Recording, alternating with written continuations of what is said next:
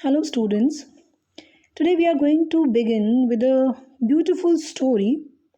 The title of the story is What Happened to the Reptiles. Through this story, the narrator is going to give a message, a beautiful message that every creature in this world is important, and unity is the strength of not only of people but also of animals. So let us begin the chapter. You may not believe this story, but I can tell you it is true because I have been to Pambupatti, a village on the edge of the jungle. It is on a cliff, and the vast forest stretches below like a mossy green carpet. There are many kinds of people in the village: dark, fair, tall, short. They speak many languages. Some eat meat, some don't. Some pray in a same small temple at the edge of the forest. Others pray in a mosque some miles away. So, children, this story occurs in the village called Pambupatti. It is a small village and it is at the edge of a jungle. At the, you can say, means where the jungle begins, the village ends there. So it is situated there, and it is on a cliff. And from the village, the view is very beautiful. Greenery is so means vast and beautiful that it seems like there is green carpet spread on the floor, and many kind of people live there. They have different colors, different religion, different shapes of their faces. Some are tall, some are short, but important thing is that they respect each other. Some of them eat, they are vegetarian, some of them are non-vegetarian. Some go to worship their god in temples, others go to worship their god in mosques, but they respect each other. This is the speciality of that village. So the name of the narrator is Prem, and I live many hundred miles away from Pambupatti. I had heard about the village, but I had never been there. Then last year, something terrible happened. The people of my own village went mad. Far, far away in a place they have never even been to, a temple or mosque had been burned down and they went mad. So, children, what happened? Prem used to live in a village, and some kind of hatred was there in his village related to religion. People in his village hated each other on the basis of their religion. Means Muslims dislike Hindus and Hindus dislike Muslims. So one day something very terrible happened there, and people burnt each other's houses. They went mad with hatred, and they started burning each other's houses. They started fighting with one another. Some had to run away in the middle of the night, and at 3 in the morning, as I lay in my house, half awake to the sounds of hate and violence, there was a fire. Many houses were burned down in the fire. One of them was mine. So hatred of the people was so huge, so means big, that they burnt each other's houses. Means Hindus burnt the houses of Muslims and vice versa. And those houses which were burnt, one of them was the house of Prem also. So Prem's house was also burnt in that riot. That was riots based on religion. I managed to grab a few clothes, some coins, my little Ganesh statue, and I ran. I ran for a day and a night, resting whenever my legs would not carry me any further. I jumped on a train and on a bus, no tickets, never mind. Everyone seemed to be running. Finally, I found myself in Pambupatti, and I saw some villagers gathered near a well. I ran to them, and before I could say a thing, I fainted. So, children, uh, Prem had this idea that his house was going to be burnt. So, in a rush, he collected certain things from his house, and those things were his clothes, some coins, and a little statue of Lord Ganesha. And he ran away from his house. He ran day and night.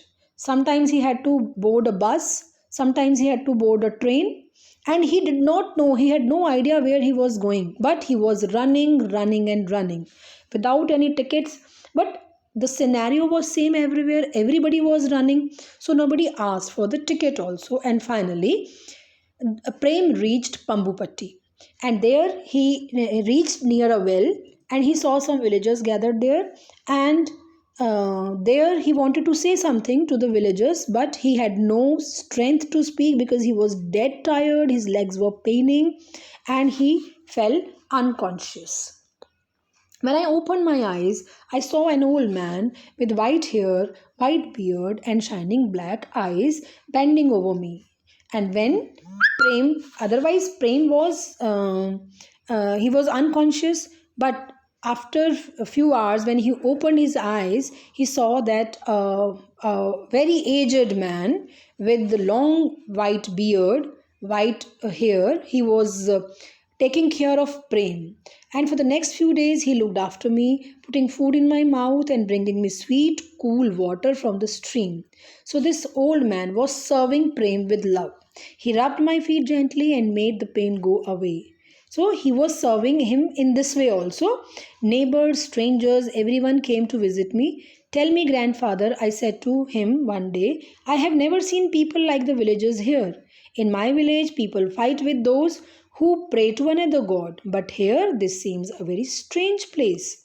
So Prem was bewildered. He was wondering why this old man was serving him, because he had witnessed that means hatred in his village, and he had that idea in his mind that people hate each other on the basis of religion. But here all the strangers, they were coming to see Prem, and they were helping Prem.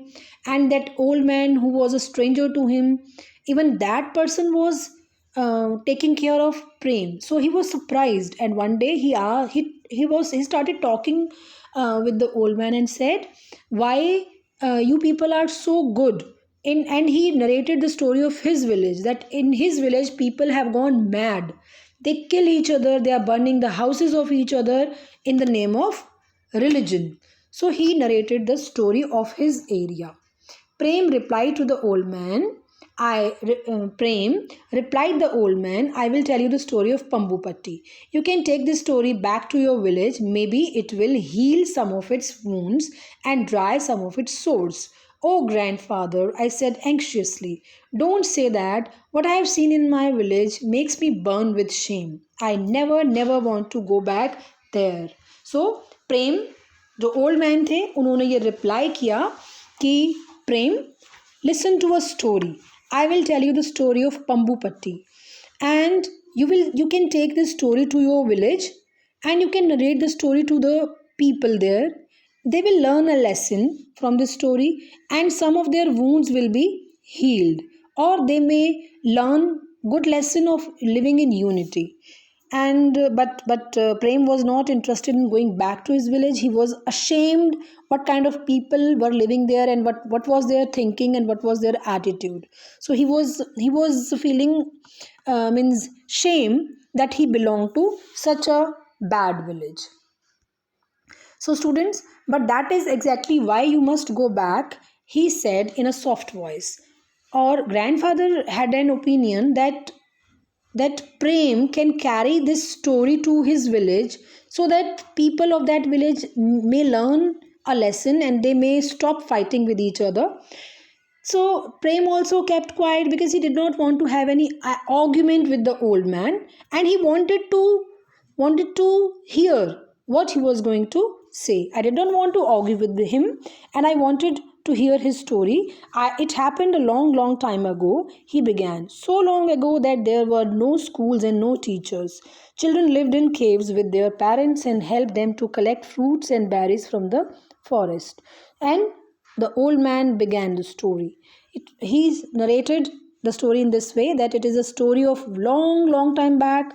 There were no teachers, there were no schools, and people used to live in caves. Children used to live in caves with their parents, and it was about some primitive people, primitive man. At that time, there was no tigers or panthers or elephant in Pambupatti forest. There were only reptiles, many kind of reptiles. So at that time, this big, huge animals like elephant, tiger, panther, they were not there. Only reptiles used to exist. Lot of reptiles used to live there. Now you know what reptiles are: snakes, crocodiles, turtles, lizards. So these were the reptiles, those which were living there. And you know that a reptile has scales on its body and it lays eggs. So this is the quality of reptiles. The narrator, the old man narrated that reptiles like snakes, crocodiles, turtles, lizard, all these kind of reptiles used to live there. Children, reptiles are the creatures who walk on their stomach, who walk on their belly. So these all are reptiles. Now, one day a strange thing happened. It was a week before one of the monthly meeting. Uh, they had these days we can say that tigers or the lion is the king of jungle, but those days there were no lions, no tigers, no panthers. So there was a crocodile, a bossy big crocodile. His name was Makara. He was the president of the jungle, and they had a means a custom that every month they used to organize a meeting in which all the reptiles used to gather there and they used to attend the meeting. And this Makara used to address that meeting. So one day a strange thing happened. It was a week before one of those monthly meetings. Makara sent a letter to the tortoises asking them not to come to the meeting. So one day what happened? It was a week before the meeting was held. Makara sent a letter to the head of the tortoises, and what he wrote in the letter, that they should not come to the meeting. Ahiste, the big old star tortoise with black and yellow picture on his shell, was very angry. What does this mean? He shouted. How dare they? But not one of the tortoises has the courage to attend the meeting. They were so few, the others so many. So, the oldest and the biggest, or you can say the head of the tortoises, was a big black and yellow tortoise, and his name was Ahiste. So Ahiste got angry. He did not expect this kind of attitude of crocodile, especially Makara, and he raised objection why he has sent us letter not to attend the meeting. But means the reputation of Makara was so dangerous that nobody dared to go and attend the meeting, and they kept quiet. Nobody spoke against Makara's decision. Before the meeting, the giant Makara polished his teeth with the red flower of the tree by the river till they sparkled. Everyone was waiting for him at the meeting place. So Makara came to the meeting to address other reptiles. Before reaching there, he used red flowers to polish his teeth. And this kind of flower trees are found near the river. So he polished his teeth with those flowers, and he reached the meeting place, and he started addressing the reptiles. Brothers and sisters, all the reptiles, even the beautiful king cobras, stopped talking.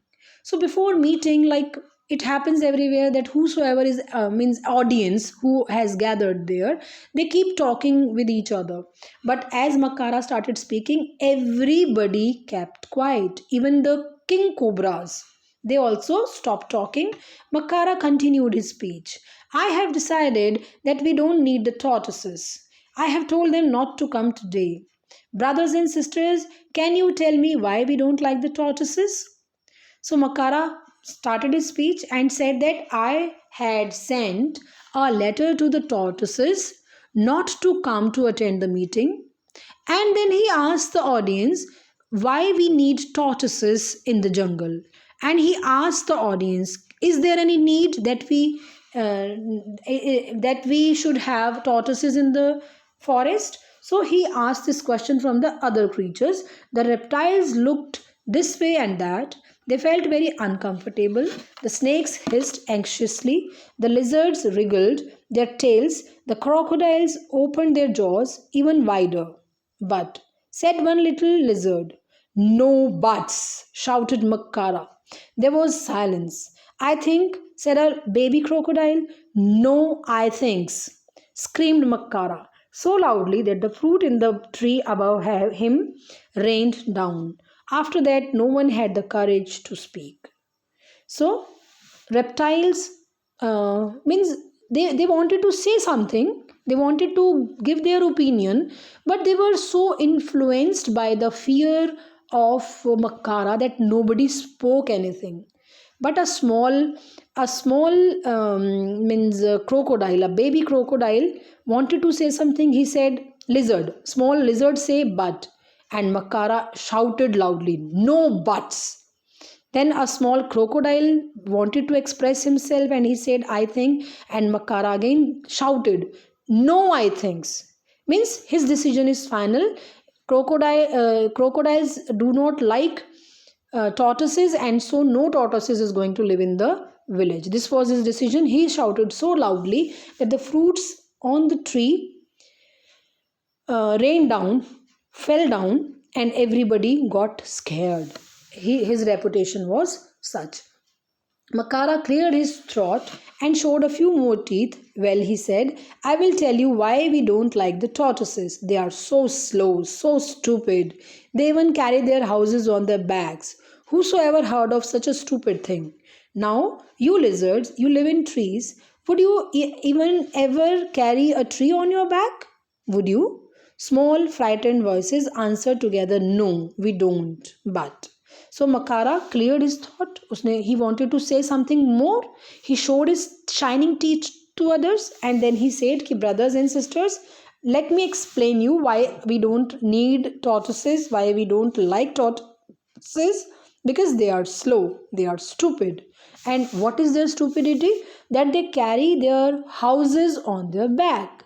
Here houses means their shells. They live in their shells and they carry that shell on their back always. Then Makkara, asked the lizards, lizards, you live in trees. Do you carry your houses, your trees on your back?